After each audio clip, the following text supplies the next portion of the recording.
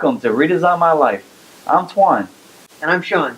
and today we're going to be talking about how to be a better speaker. So, one of the topics is how do you memorize your speeches? Yeah, and I think we've had some interesting dialogue about kind of the myth of memorization. And I think that's a trick question because for me, I don't memorize my speeches, and I don't think that you do either. And I think a lot of people feel like people in our class that I feel like some of them certainly feel like, oh, I've got to have all these notes and I've got to have a manuscript, because we see that all the time in the news or in the media. You know, the president comes up and he's got a big manuscript, but he's usually just, if you really think about it, speaking is best done with just a few good points, having an outline of where you're charting your speech, as opposed to trying to memorize it like a play, like a monologue. Because if you memorize it like a monologue, it's gonna sound like writing and not like speaking.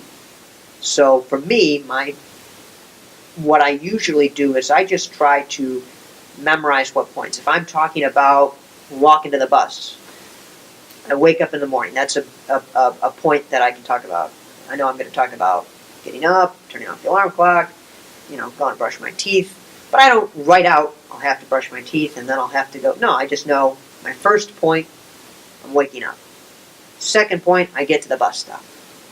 And again, I don't have to write out every single detail, but I'll just know that I'm going to continue my speech, and I'll practice my speech by taking each point and kind of floating around with it. Okay, I'm going to talk about waking up, and this time I'm going to emphasize how exhausted I was. And then the next time I go through the speech, I'll talk a little bit about how I was tired, but I'll talk about how some other point that's also valid to waking up that specific point. What do you think? Do you memorize your speeches, Tuan? Sorry. I actually, on my end, I think because we have different methods. On my end, I practice a lot, which means I have a lot of muscle memory when it comes to doing my speeches. So I'll practice a lot, and then I'll remember the certain highlights off of that. And then when I remember the highlights, I can flow from the highlights into the rest of the speech that I do. So that's how I do it. So most of it is probably muscle memory, but I need some what you want to call it? A talking point. Yeah, a talking point, key points, things like that, in order for me to remember exactly how I'm going to be talking. Mm-hmm. So. But do you memorize each talking point? Yes. You do? Yes, I do. Oh. So I treat it like acting. Sure.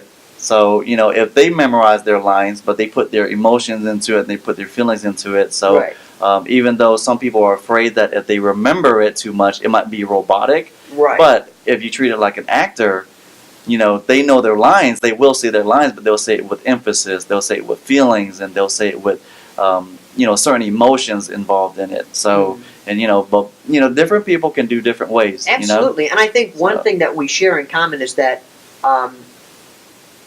even if it's writing it down and knowing word for word, if you know that the words don't work, you're happy to scratch them out. Yep. See, that's the thing. I think that a lot of people, if they do want to memorize, which I've done speeches where I've written it out word for word, and I still did a little bit of improvisation, but I kept close to the script, is that I was not afraid to edit, and scratch out points that I didn't think was work, or if I found points that, or lines that were so well crafted, and yet, I gave the speech to my friend, and my friend was like, I think you don't need that point. I got to give it up. Yeah. So I think that's one thing that if you're a young speaker and you're trying to develop your speaking, is if you're going to memorize it, at least be willing to edit and not get so roped up in, okay, this is what I've memorized, so I have to stick to it. And it's not like it's a conscious thing at all. I think it's very subconscious to write something down and then want to read it the way you've written it. It's just our mind functions that way. Yeah. When I memorize my stuff, when I practice my lines, what I notice is when I do find out that there's some words or there's some sentences that don't flow, then I will be quick to scratch that out Right. and end up either moving it or just getting rid of it, because sometimes the things you have in your head, it just doesn't come out the way you thought it would when it comes out. Yeah, like it's funny sometimes when you have a point that you're like, Mm-hmm. oh, this is great, Yep. and then you're like, oh, I'm going to get a lot of laughs on this point, Yep. and then you give it, nothing, Yep. silence, and Exactly. you just have to, you have to accept that, and Yeah. I find that what I learned is that, especially with humor, it's great if you can get a good joke, but you have to lean into the humor. Uh-huh. If you are going to make a joke about an explosion and you put it in your speech and you're like, oh, this is going to be a funny point. But when you go up there and you start speaking, you say, oh, and there was an explosion. And you don't lean into the humor, you don't lean into the joke, and you kind of hold a little part of you is like, I don't know if it's funny yet. Mm-hmm. Then everybody else is going to kind of recognize that. Yeah. And in that way, if you're going to make a joke and you're going to be goofy on stage, be goofy.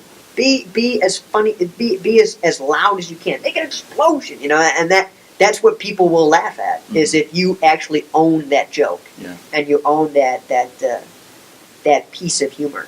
And if it's not funny, fine. At least you were confident in that gesture, and people don't have to laugh to appreciate you. Okay, that didn't land the way I wanted it to, but 5 people came back to me and told me that they really enjoyed my speech. Mm-hmm. So it doesn't matter if I didn't win that one little line, but if I'm confident in it, Yeah. the speech's message will carry.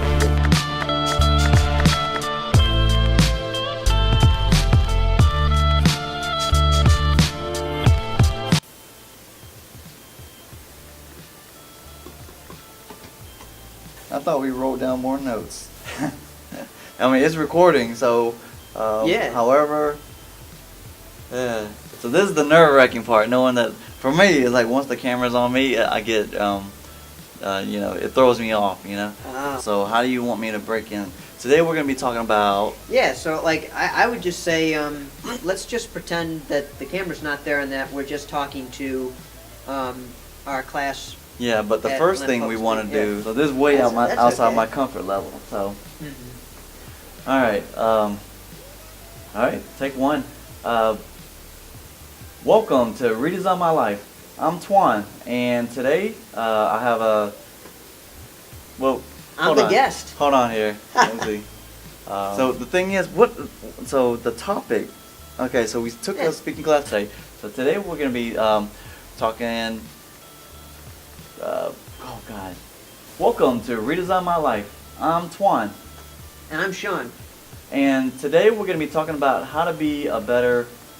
Hold on, let me try it again. Alright, welcome to Redesign My Life. I'm Tuan. And I'm Sean. And today we're going to be talking about how to become a better... Oh shit, how to be a more effective speaker. How to be a more effective speaker. How to be a more effective speaker. How to be a better... How to be an effective speaker. Hi, I'm Tuan, and no, hold on. All right. Welcome to Redesign My Life. I'm Tuan, And I'm Sean. and today we're going to be talking about how to be a better speaker.